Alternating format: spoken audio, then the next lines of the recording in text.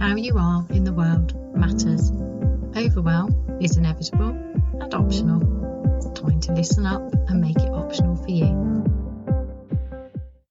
Hello, welcome to this week's episode of the Overwhelm is Optional podcast, challenging you to take your overwhelm more seriously so you can be more you and live with fun, happiness, freedom, the stuff that you really want but you keep getting distracted from because you have a human mind. So, overwhelm and manipulative marketing messages. That's what I want to talk to you today. So this is probably most relevant to you if you're in the online entrepreneurial space, but I also think it's really relevant to anyone who's looking at trying to be better, which is a really common thing, isn't it? So the personal development industry has been around for quite a long time. And yeah, in order to sell a book in personal development, you want to reach people and even if with the best intention, you say you're doing it with the best intention, you've got this knowledge and you really want to help somebody like me. I have knowledge and I really want to help people. I don't want to manipulate. I want to empower. But the thing is, traditionally, marketing's been about manipulating, and it's justified on the grounds that people don't really know what they need. They know what they want, and I get all of that. But the problem, first of all, I'm going to have a little bit of a rant about the personal development industry. So the personal development industry starts on the basis that there's something wrong with you that needs fixing. I think it's starting to change because positive psychology, so psychology up until Martin Seligman started working in a really different way, i.e. what makes people thrive rather than what's wrong with people. And thank goodness for Martin Seligman, who I had the absolute privilege to hear speak a few years ago. I was bouncing up and down going, Martin Seligman's going to be at this ultimate mental health conference thing, whatever it was called. And nobody around me was bouncing with me. It was just me going, but it's Martin Seligman. People go, yeah, Heidi, I have no idea what you're talking about, which was pretty normal for me in those days. Now I surround myself with people who, when I'm bouncing up and down, go, oh, tell me more. And I don't feel weird anymore. But who knew? Who knew that I just needed to step into the online entrepreneurial world to not feel such a weirdo? Anyway, backing up, where was I? Lost my train of thought. So positive psychology, I think, is having a really good impact on the world in general because it's about how to thrive. But not all of, so the self-help industry, excuse me, was, this is wrong with you, can help you fix it. Not always. I mean, there are books that didn't quite do it that way, but I think for a lot of us, we got very stuck in I need to be better, how can I do this? And if you're a very driven person who eats non-fiction for breakfast, I think it's very easy to get stuck in that cycle of, well, I need to do this, I need to do this, I need to be better at this, and I need to practice this. And then it gets overwhelming because you've just got all of this information and you've implemented a lot of it. So you're up leveling your life all the time, but then you get more and more driven. And I think, well, for me, certainly, and the people I work with, there kind of gets to this pattern that you can always be better. And so you never reach a point where you're acceptable. And I think personally, this is a driven by childhood for me and my clients. And it's very common, isn't it? Because, raising kids is tricky. So I don't really want to go through the whole, I'm not going to do a blame thing, but recognizing if this is a pattern for you that's contributing to a state of being stuck in overwhelm, where it's like your future's over there when you're better at something. I think it's important to just pause and notice that, because I'd like to turn it around with what my Zen teacher Daizan Roshi says, and which I expect is what all Zen and kind of a Buddhist thing. You are perfect and a work in progress. Now that seems like an oxymoron, but that's what I love about Zen, is it doesn't logically fit into this kind of Western rational brain. So you're both perfect and a work in progress. So you're already perfect, and the work in progress is letting go of the trying, the striving and pushing against yourself. So if we put that into this conversation about always needing to be better, the self-help industry, very purpose-driven people or driven people, that means that you can turn it on your head and you can say, okay, so I'm already perfect. I need to let go of the trying to be better, which is not easy, by the way. I had this amazing conversation with one of my clients this week, and she was like, I feel like something's wrong because it's too easy. You know, I'm really comfortable with the chaos around me, and I know that, you know, she's made huge progress in her business. I mean, she's literally done like a year in less than 3 months. I mean, literally kicking ass by, well, she's working with me, she's getting out of Overwhelm, she's getting really focused on what's important to her, and really doing some really courageous, deep work. Like just one of the most incredible women I know. I just think she's amazing. Anyway, where was I? Oh, and I've lost my train of thought. I just pause a second, get it back. Yep, got it back. So, hilarious. So she'd reached a stage of ease. Now, I have a course and a membership called From Overwhelm to Ease, and because I was trying to think what's the opposite of overwhelm, and to me it's this sense of empowered ease, when you know yourself, you love yourself, you accept yourself, and you feel your own power, and you have your own internal navigation system is switched on. You're connected to yourself, your sense of purpose, what your heart longs for, what your body needs to have vibrant health, and more than that, what you can feel in your bones whether something is right for you. So you're really connected to yourself and daring to be more yourself. So the word ease is a tricky word, isn't it? Because lots of people are now putting it onto things, you know, do this with ease, and it's like, well, what does ease mean to you? I think it's really, really important. But what I've noticed with myself and my clients is that when we start to reach a stage of ease, it becomes frightening. Actually, it's not an easy place to be, and the reason for that is that we're just used to pushing hard, and we're very good at it. We're very goal driven. So if you're really good at meeting your goals by pushing and trying hard and striving and doing major like time productivity hacks and diet hacks and exercise hacks, and you're really on it, yeah, you know your stuff, you know how to make it work. It doesn't always come together, and often you end up in overwhelm, but you know your stuff, so you can push through. You achieve more than the average person. And sorry, I'm just got distracted by more than the average person and gravy, which is so I asked my son's girlfriend for food preferences when Christmas was going ahead and then got cancelled, and then she told me them all, and then she messaged me and said, and by the way, I love gravy, I like more than the average person. And I love that, and I just can't get that out of my head, because more than the average person, how much gravy does the average person? And I was like, me too, I like more gravy than the average person. And there's some bonding going on just by asking somebody for their food preferences. Hilarious. Anyway, sidetracked. Where were we? Ease isn't that easy place to be, because when you're at ease, it's the opposite to what you're if you're this kind of person who's always pushing and striving, forcing yourself to think through overwhelm, working really hard towards this, you know, more than average life. You want high performance, you want freedom, you want money, you want to make a difference in the world, you want to be present with your children, you want to have meaningful relationships and connection, and you want to have fun, you want outrageous success. Why the hell not? Quite right too. So being at ease is difficult if your habits were to push and strive and control everything, because you're now stepping into this unknown place. It's a bit like stepping on the moon. It's like, well, where's all the normal structures? And it's difficult, but it's also really exciting, because it's like, oh my God, this is possible for me. It's possible for me. And it also creates the outrageous success in itself, in and of itself, because the outrageous success that you want requires you not to be in a state of constantly pushing. So it doesn't mean that you'll never go like a bull at the gate after a goal, but it means that when you do it with self-awareness and not destroying relationships in the process because you've had that conversation, you know. So for me, when I'm super focused, I tend to shut everybody and everything out, and the people around me need to know that. And my partner's great. He'll just look at me in the morning and think, oh, she's in her head, she's writing, or she's creating, or she's off, and he's really supportive of that. But that's because, you know, that's about me stepping into who I am and accepting who I am and going with that and daring to build a business using that strength. And that's about him just being the right person for me, you know, having my back, loving me as I am. So yeah, this state of ease doesn't mean laziness. It doesn't mean everything feels easy, as in, oh, it just all happens in some like manifesting hippie way. No, quite the opposite. It's a real empowerment. It's like, do things your way. To me, it's about being more you And be more you, or be more me, for me, is my theme for this year.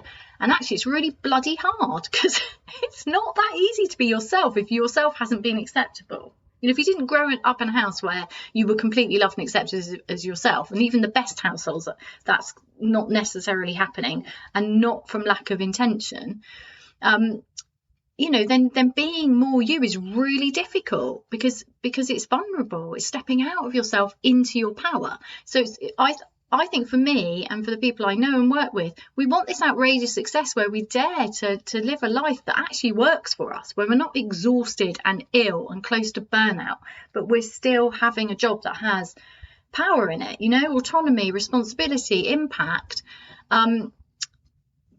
But doing that in a way that works for us is daring and vulnerable, and requires us to be more me, but it's scary. And I think recognizing that, and that recognizing within that makes us vulnerable. It makes us vulnerable to anybody who's selling snake oil, anybody who says to us, look, just do this, it'd be quicker. Because we're used to taking hacks from other people, making them work. But yeah, and that brings me to what I wanted to talk to at the beginning, which is manipulative marketing messages causing overwhelm. So that could be the self-help industry, that could be the well-being industry. You know, just take this supplement and everything will be fine. Or just read this book, just implement this, just do these positive affirmations. Now, it's not that those things are bad. It's that it's not really, I mean, some things are bad, as in there's some bad characters literally taking your money and they don't care. There is that darker side, and that's, we know that. Then there's the being taught how to market in a manipulative way that's disempowering, which is really common. And I've been taught this a lot, and I really don't like it. It really doesn't sit with me. So I'm like, no, it's not happening. I'm not doing it. So this happens a lot in marketing in general, but it also happens in the online entrepreneurial work. So I'll talk about it like this. So for example, I've just done an online speaking gig, which was great opportunity, but it gives me more visibility. And that means I then get suddenly like 100 or so Facebook friend requests. And because I was getting so many, and I was like, okay, so this could be a chance to connect with people. Let's just see what happens. Some days I'll just accept them all and see what happens. And then I just delete them if they're, you know, just not appropriate behavior in Messenger. And it's clear that this isn't something that's for me. And other days I go through and look at the profiles and think, no, that person's just going to be messaging me to sell. And I've just got used to this now, because this is how it works, because this is what people are sold. So there's a lot of courses online teaching you how to do this. So you're supposed to befriend somebody on Facebook and then direct message them and start selling to them, and it's really boring and irritating, and I find it very disconnected. Now obviously it works for some people, but it's a numbers game. So it's the same as making cold calls on the phone. So, you know, you make 100 calls and maybe one person will buy or something, but it's really tiresome because it's really disconnected. So for me, I just don't like it. I'm not interested, and that's not how I want to do things. And it's difficult. That's just one practice that is very disconnected for a lot of people, and actually makes it harder for people to find what they actually need. So in an ideal world, my dream world would be that all businesses are selling high quality products that are designed with care, whether it's a physical product or whether it's a digital product or service, and that we all come from an intention to serve and make a lot of money so we can look after our families and our health, etc. So we're responsible for ourselves. We're able to give to people, you know, give to charity or help other people. So there's a giving, serving aspect, but we are producing things that are of value to the world, and that we just can lay out our stall and say, this is me, this is what I can offer, and this is how you can buy from me, rather than there's something wrong with you, you need this from me, or, you know, all of those worrying things that tap into possible disaster. So it's very possible to tap into that, because as humans, you know, that's how we've evolved, is to avoid disaster, otherwise we die. So if you think of insurance works on that, you know, it would be disaster if you didn't have this insurance against this terrible event. You know, road rescue, what if this terrible thing happened and you were stuck? So that's how marketing works. But how do you, and it doesn't, I don't really care at the moment about marketing. This isn't the point of this podcast. I care about you. And I'm also standing up for how I want to be visible, and also how people I work with want to be visible. And we just want to do things differently. We want to do things with integrity. And for me, it's really important. I only want to work with people where I meet them where they are. And yes, I'm the expert in my field. I can help you very quickly, get you out of overwhelm, get you focused on what's really important to you, and get you working towards building your life in a way that really works for you. And that's essentially what I do. But this episode is about, how do you personally, because not everybody listening to this podcast wants to work with me, and I want to work with everybody listening to the podcast. I want to, you know, give this podcast. So my podcast helps people who wouldn't necessarily be people who would pay to work with me. That's the point. You know, that's the point in giving and exploring my ideas, because that's part of who I am, and I want to help you. So how do you negotiate manipulative marketing messages so they don't add to your overwhelm? How do you make choices to help yourself, whether it's buying a new oven, a new car, or choosing to buy an online course or a book, or working, you know, with a coach or mentor? How do you negotiate those manipulative marketing messages?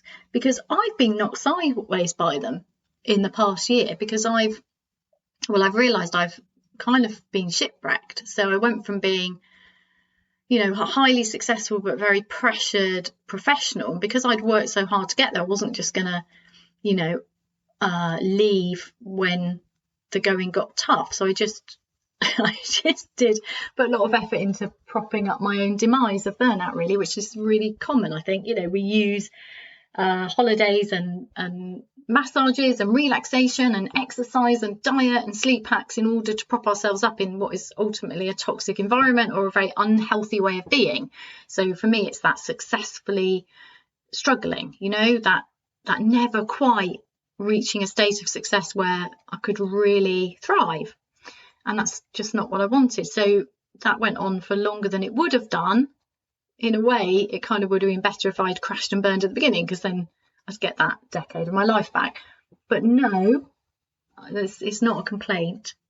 But so I came out of that like a lot of entrepreneurs did, and I lost so much confidence. There's so much shame involved in burnout and quitting a career that you had a lot of standing in, that you'd worked hard for, that you loved and were really good at. And I've personally found, you know, it's not, to me, I was thinking of burnout as a very physical thing, also a mental thing, but not really in that way, more in a mental thing, because it was very hard to control my emotion, and I was more snappy, and I cried a lot, and, you know, I found it really, really difficult. I just felt like I'd lost my skin, you know, like everything was just too much. So to me, originally, I was thinking of burnout as a recovery process, as in I needed to rest. I needed to reset and restore. But what I've actually discovered is after that, you know, after I got my health back and my energy returned, and now my energy is so good now, you know, and I feel like I kind of feel fitter than I've ever felt in my life, because I'm really listening to my body. I'm really looking after myself. And it's really easy to do that now, because I've done so much work on the body-mind connection, and I'm really listening to what my body needs. But it feels like there was this deeper level of healing that had to go on, which was to do with how I let it happen, and the shame of not being able to pay into the joint account while my business is growing, all of that kind of stuff. And I had become, and also I think what I'd done is kind of I'd compartmentalize this. I'd put this like shutter down on that part of my life as a failure, and it wasn't a failure. There was masses of success in it, a huge amount of success. And now what I've learned to do is go back and grab those bits of me. So now I'm pulling together the confident, very knowledgeable, highly skilled professional, and pulling her together with what I've learned as an overwhelmed entrepreneur. So the advantage of that for you is that, you know, I'm daring to share that and say it's really possible to go from being really, really confident to then losing all that confidence and then finding it again. It's not a disaster. And also the journey that I've been on, particularly in the last year, I mean, I've been doing this for longer than a year, but I'm particularly looking at the last year because of COVID made everything enforced online, and looking at how many manipulative marketing messages have made me feel like I needed to avert a disaster that I was too far away from. And it wasn't necessary for me to pay attention to that knowledge yet. And also the worst ones, I think, are the disempowering ones that made me feel like I couldn't do it without this help. Now, that's not saying that I didn't need to learn. I needed to learn far more about marketing and sales than I realised, you know, and that's a naivety, isn't it? And that's okay. I'm okay with learning that. What I'm not okay with learning is how to market and sell in a way that's completely out of alignment with who I am.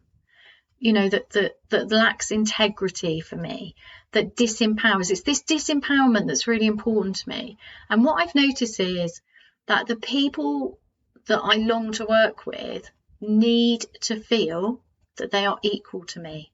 And when somebody, and I'm the same, so when somebody makes me feel like I'm beneath them because they are the expert and I need their expertise and guidance, but if the relationship makes me feel, or their messaging makes me feel that I'm below them, that I lack something, that doesn't work for me.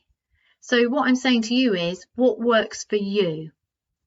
So as soon as if you're getting triggered by marketing, if it's making you anxious in any way, and there's all sorts of marketing, there's kind of marketing in the news, isn't there? You know, there's fear marketing about disaster. But if anything you're reading or messages that you're absorbing are disempowering you, are making you feel that you have less than you have, which is really easy to do because the human mind has this cognitive negative bias, so to keep you safe. But knowing that and deliberately moving away from anything that disempowers, that depresses, that makes you feel stuck, that makes you feel weary, that makes you feel drained, and moving towards messages that make you feel like, yeah, of course you can do it. There's nothing wrong with you. You have everything that you need. You might like to try this. Here's an invitation. You know, you might like to come and work with me because this might be exactly what you're looking for. But know that you have a choice. You know, you have a choice. Now, that doesn't mean that you should never go and work with a coach or a mentor. You know, I have a mentor. It's really important to me because, you know, skipping all of the, or a lot of the overwhelm over which direction do I go with my business as I learn to navigate how to be myself and serve with integrity and build a business that affords us a life, that I need help with because I don't have expertise in that yet. So buy stuff, go towards messages that help you, and don't hesitate as well, because I'm not saying, oh, there's loads of stuff, take ages choosing. No, identify what you need and find it and ask questions. Don't feel disempowered. Don't feel like if you don't do this, there'll be a disaster, because that's not true. It's just not true. But I would also say, don't waste your time. So there's two things there, aren't there? Don't be manipulated by messaging that disempowers. Notice when it's draining you and disempowering you. Maybe it's not for you. Not every message is for you. But at the same time, don't get stuck and do everything on your own. You know, if you're ready to work with somebody, or if you really need to read that book, because you know, it's like sometimes you just get the right book at the right time, and that book is exactly what you needed to hear. Buy the book, read the book, do the work. So this isn't about just stopping and going, well, I'm overwhelmed by all of these marketing messages and they're manipulative. So Heidi says, they're not for me. No, not at all. What I'm saying is you have an internal guidance system. Get out of your head. Notice that there's just a constant stream of manipulative marketing messages. Get out of your head into your body. Feel the power in your body. Feel your feet on the ground. Feel the strength of your body, your legs, your arms, your belly. Feel really rooted in the earth. Feel your feet on the ground. Feel strong. Feel at ease. Feel your sense of empowered ease. And then it's really helpful to drop your attention into your heart space, the center of your chest. Ask, what do you need? What do you really need? Because the marketing messages that are for you will be the ones that empower you, that inspire you, that draw you in because you feel safe and respected and empowered and loved just as you are at this point in your journey. And then take action. Go towards the people, the things, the products, the books, the information, the free blog, the podcast. Go towards the things that fill you, that nourish you, that help you go woohoo and take off in the direction that's right for you. And when I say right for you, pretty much every direction's going to have, a different adventure. It's not like right for you means it's going to be completely smooth. It's an adventure. But you get to choose your adventure. So pick the path that feels empowering, not disempowering. Know that there's a lot of manipulation. Understand that your mind is easily manipulated, distracted, and overwhelmed. And keep coming back to what you really want. Dare to do things your way. Dare to do things differently.